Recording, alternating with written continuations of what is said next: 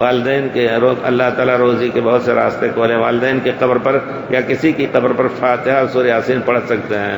فاتحہ کا معنی کیا ہوتا ہے؟ پیارے رسول نے مردوں کے لیے دعا کرنے کو کہا ہے، اور قبر پر جاؤ تو ان کے لیے کیا کہو؟ باقاعدہ لوگوں نے پوچھا، کہو السلام علیکم یا اہل القبور انا انشاءاللہ بکم لاحقون، السلام علیکم دار قوم مومنین. پھر یہ دعا کرو السلام تمہارے اوپر اللہ کی سلامتی ہو، نہ کہ سورہ فاتحہ پڑھنے کا یا سورہ یاسین پڑھنے کا. کہیں ذکر نہیں ملتا ہے.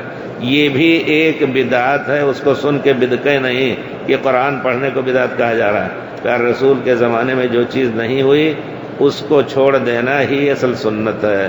آپ ان کے لیے مردوں کے لیے دعا کیجیے. 1000 قرآن پڑھیں ان کو وہ فائدہ نہیں ہے سوائے دعا کے، جیسا کہ پیارے رسول نے اس کا ذکر کیا، تلقین کی ہے. اسی وجہ سے اگر آپ یہ دعا پڑھ رہے ہیں اللہم اغفر للمؤمنین والمؤمنات والمسلمین والمسلمات الاحیاء منہم والاموات، تو جتنے لوگ ہیں سب کے بدلے آپ کو اجر ملتا ہے. بڑی عجیب دعا ہے، یعنی کروڑوں لوگوں کے حساب سے آپ کو اجر ملتا ہے.